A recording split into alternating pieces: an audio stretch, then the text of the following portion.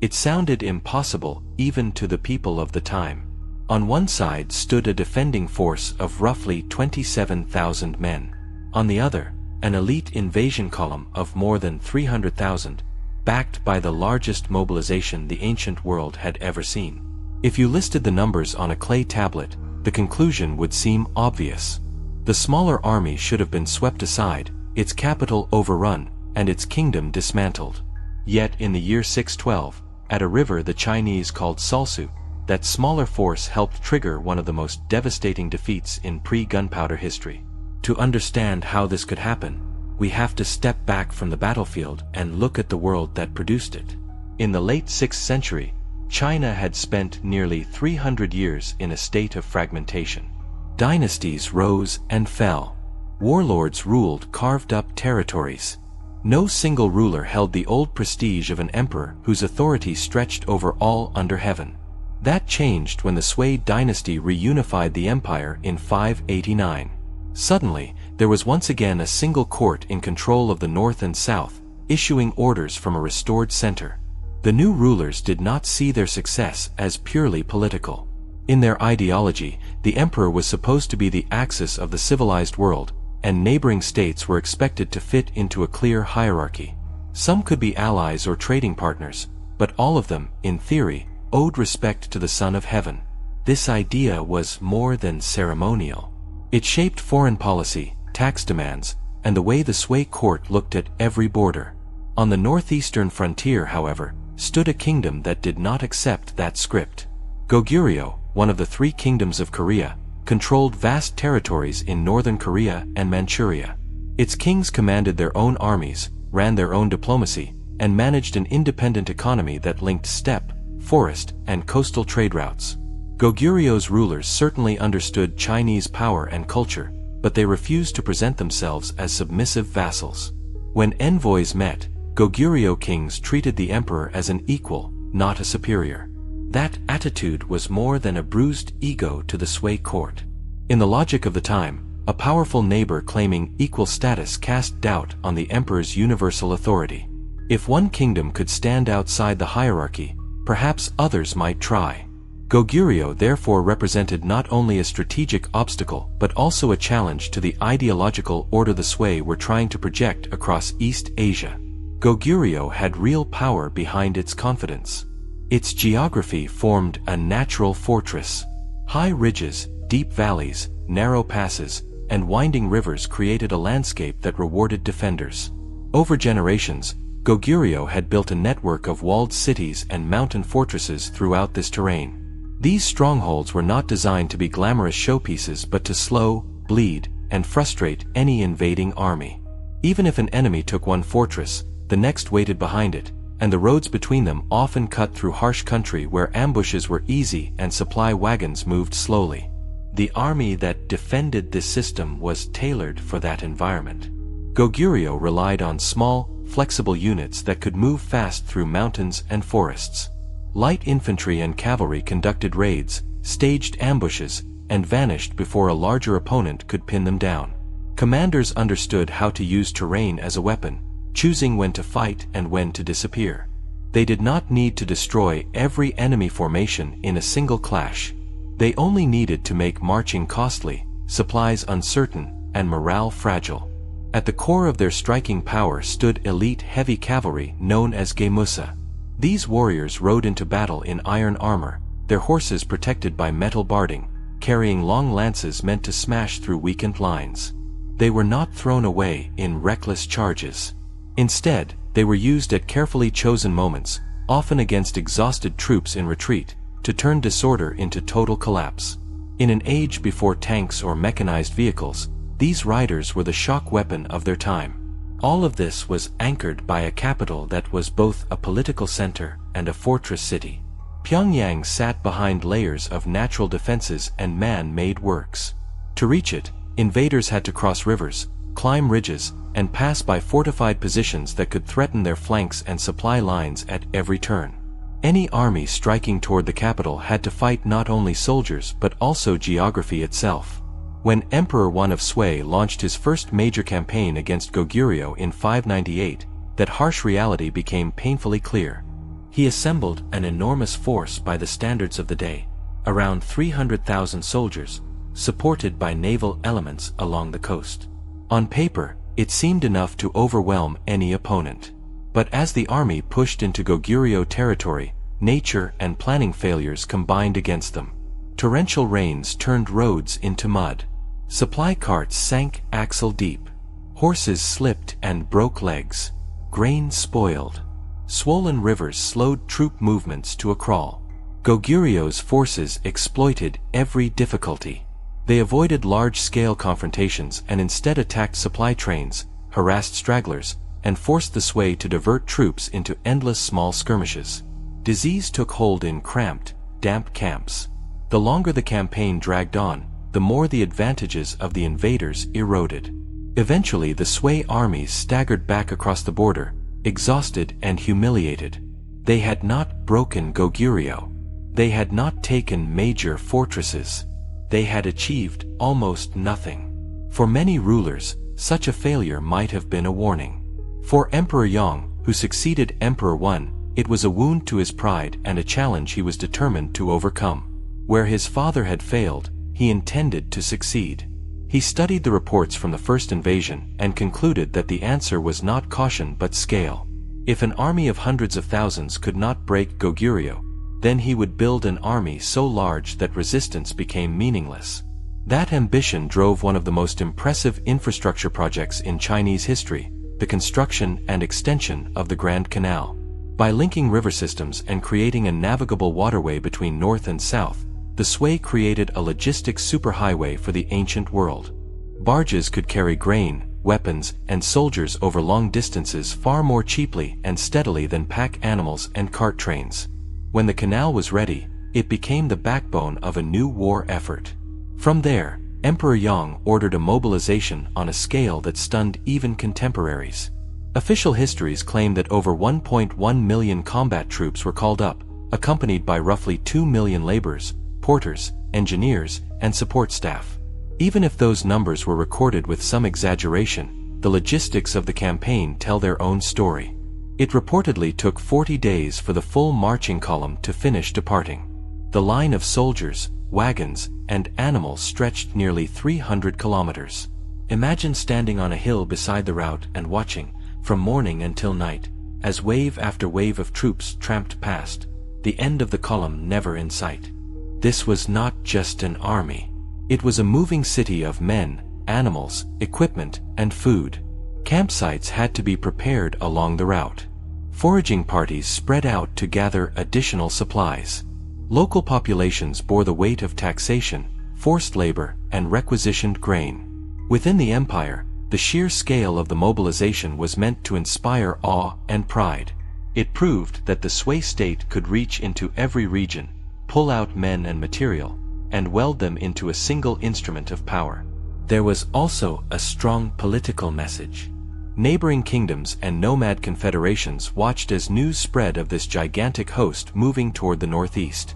The Sui court wanted them to see that China was once again a central, unified empire capable of projecting overwhelming force beyond its borders. A normal-sized army could win a war. A continent-spanning mobilization could reshape the map and the balance of prestige. Yet inside this impressive machine, an invisible flaw was growing. Emperor Yang was not only ambitious. He was also deeply suspicious of his own commanders. He feared the possibility that a successful general might gain too much personal glory and threaten the throne. To prevent that, he centralized control to an extreme degree. Key commanders were given strict instructions that any significant action, any major assault or critical decision, had to wait on imperial approval. That policy sounded orderly in the capital, but at the front it created paralysis. When the Sui armies reached major Goguryeo fortresses along the border, like the formidable Liaodong stronghold, they encountered fierce resistance but also moments of opportunity. At one point, a fortress seemed ready to negotiate surrender. Instead of seizing the moment, the commanding general halted operations and sent a messenger back along the long chain of communication to the emperor. Days turned into weeks. During that enforced pause, the defenders repaired damage, brought in reinforcements, and hardened their resolve. By the time the emperor's permission returned, the window had slammed shut. All through the early stages of the 612 campaign, this pattern repeated. Massive armies sat idle when they needed to act quickly. Generals hesitated, calculating not only the tactical situation but how their decisions would be judged at court. Meanwhile, Goguryeo commanders used the delays to regroup, reposition, and prepare. By mid-year, the results of this rigid command structure were plain. In spite of their overwhelming manpower and a logistical apparatus unmatched in the region, the Sui armies had failed to storm the key border fortresses. They were consuming enormous quantities of food and supplies without gaining decisive ground. Soldiers were growing tired. Horses were dying. The strain on the empire's resources increased every day. Yet Emperor Yang did not scale back his goals. He still wanted a dramatic victory that would vindicate his methods and erase the memory of the earlier failure. To achieve that, he turned to a new idea. Instead of relying solely on frontal assaults against fortified lines, he would send a massive vanguard force around the border strongholds to strike directly at the heart of Goguryeo. That decision set in motion the march that would end at Salsu, and it is here that the story of impossible odds and catastrophic defeat truly begins. While the Sui main armies struggled and stalled at the fortified border passes of Goguryeo, the fate of the campaign shifted to a single colossal gamble. The deep penetration vanguard of 305,000 elite soldiers. This wasn't an ordinary detachment. These were hand-picked units, veterans, armored cavalry, crack infantry formations, led by Yuan Shu and Yu Zhongwen, commanders trusted by Emperor Yang himself. Their mission was deceptively simple: bypass the mountain fortress belt, march directly toward Pyongyang, and force the capital into submission while the rest of the empire's forces kept Goguryeo pinned at the borders. On paper, it was brilliant. In reality, it was a march into an unforgiving maze of terrain, hunger, and exhaustion. The deeper they advanced, the more the ground itself seemed to rise against them. The first cracks appeared almost immediately. The Sui logistical plan assumed that each soldier could carry enough rations, tools, and equipment for the long journey. In the halls of Chang'an, this seemed reasonable. But the Korean peninsula's hills, ravines, and forests were not the straight, open roads of the empire's heartland. The vanguard struggled through narrow paths, climbed steep ridges, and crossed forests dense enough to swallow entire formations. The weight of supplies slowed the march to a crawl, and the pounding effort drained both soldiers and animals day after day. Men began discarding anything they believed was non-essential: the heavier repair tools, spare gear, even parts of their armor. In extreme moments, soldiers threw away food supplies, convinced that every ounce shed would help them reach the next valley faster. With each discarded bundle, the army moved lighter but lost another layer of security. The only thing keeping morale from collapsing outright was the belief that the coastal supply fleet under Lai Hua would meet them near the Taidung River and restore the flow of food and equipment. The fleet was their lifeline, a mobile warehouse capable of sustaining hundreds of thousands. But Goguryeo had been watching. Scouts tracked the Navy's progress. Ambush plans were drawn. When Lai Hua's ships moved into the wrong stretch of the coast, Goguryeo naval forces struck with sudden violence. Ships were seized or burned, sailors scattered, and supply lines severed. Word of the ambush spread slowly at first, but when it reached the exhausted vanguard, the effect was immediate and devastating. Their lifeline had vanished. Every step they took from that moment forward pushed the army deeper into enemy territory without hope of replenishment. What had begun as a mighty spearhead now resembled a starving caravan. Yet even as discipline faltered, the imperial expectation remained cold and uncompromising. Emperor Yang demanded progress. A vanguard of this size, one that took weeks just to mobilize, could not simply turn around without a victory. So Yuan Shu and Yu Zhongwen pushed their troops onward despite the hollow eyes and trembling legs of their soldiers. As the column crept closer to Pyongyang, the signs of collapse became impossible to ignore. Men stumbled as they marched. Units strung out across the trails. Horses limped, ribs protruding through their hides. Some soldiers reportedly starved to death on the roadside. Others fainted from dehydration and were left behind. By the time the capital's outer hills came into view, the once proud vanguard looked less like a conquering army and more like survivors of a long, punishing catastrophe. That was when Yulji Mundiok made his appearance, not with a crushing attack, but with psychological finesse. Instead of meeting the Sui in a decisive confrontation, he orchestrated a sequence of 7 carefully controlled skirmishes, each staged to drain the Chinese army further. His forces attacked briefly, then retreated just as quickly, never allowing the Sui to engage fully or claim a meaningful victory. To the exhausted invaders, each clash looked like an opportunity, one more sign that Goguryeo's defenses were collapsing. In truth, each victory tightened the noose around them. Every kilometer they advanced increased their distance from Liao River bases. Every skirmish cost them more precious energy and morale. Yulji wasn't fighting the vanguard, he was guiding it, pushing it deeper into the trap, making sure it reached Pyongyang completely spent. By the time the Sui arrived at the outskirts of the capital, the harsh truth became undeniable. Pyongyang was not a city waiting to fall. It was a fortress metropolis guarded by fresh soldiers, stone defenses, layered ramparts, and commanders who had been preparing for this exact moment for months. There was no possibility of siege. The Sui didn't even have enough strength left to organize a full assault. They were at the end of their endurance, starved, diseased, demoralized, and isolated far behind enemy lines.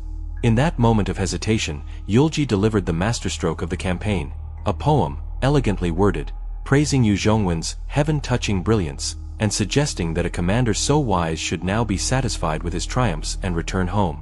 The message dripped with irony, and yet it struck the Sui leaders at the perfect psychological moment.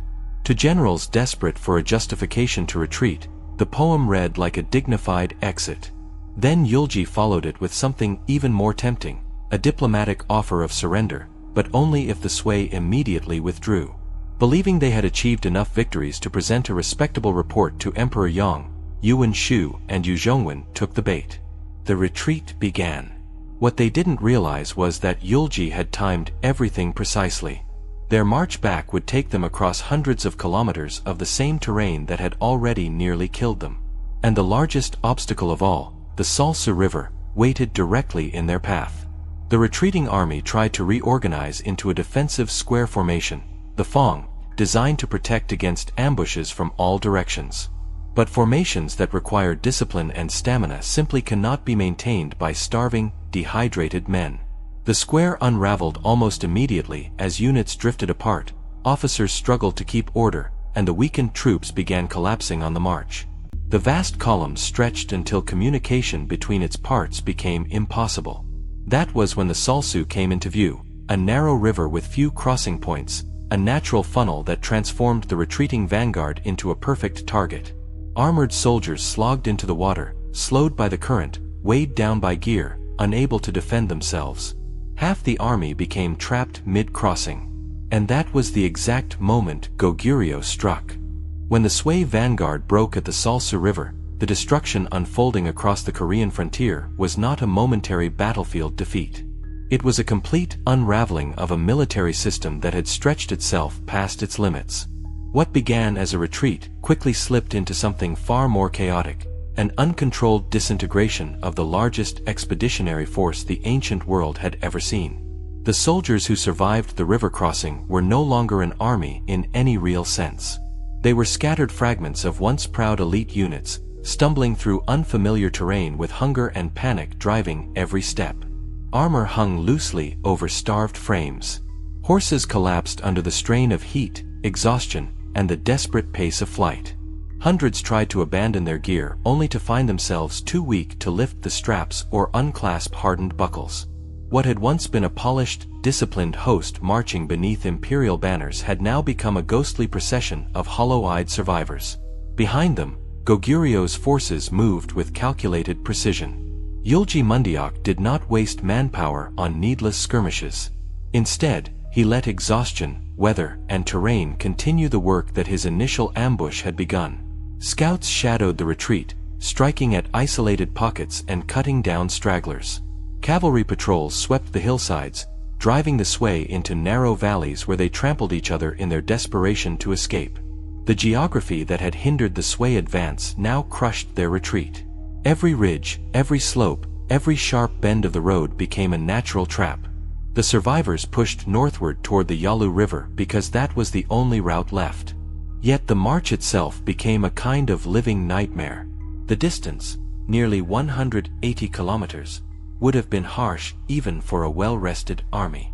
4 starving men who had already depleted their strength carrying loads across half a continent, it was unbearable. Soldiers collapsed mid-stride and never rose again. Units lost all sense of cohesion.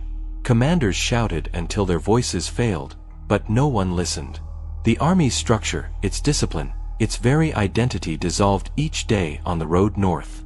Then came the most devastating realization. There was no relief waiting ahead. The main Sui army, still gridlocked in front of the immovable Goguryeo border fortresses, had its own supply problems. They could not advance. They could not break free to assist. Even if they wanted to reinforce the fleeing vanguard, they were too far, too slow, and too exhausted from months of futile assaults. What the vanguard faced was not simply a defeated march, it was the long, irreversible slide into annihilation. When the first remnants staggered toward the main camp near Liaodong Fortress, the sentries could hardly believe what they were seeing. Instead of proud regiments returning with victory, they witnessed broken individuals. Men crawling on hands and knees, soldiers missing armor and weapons, survivors whose faces showed the blank, stunned look of those who had witnessed a catastrophe beyond comprehension. What had left as 305,000 elite troops had shrunk to a trickle of a few thousand at most. Only around 2,700 men were fit enough, or lucky enough, to make it back.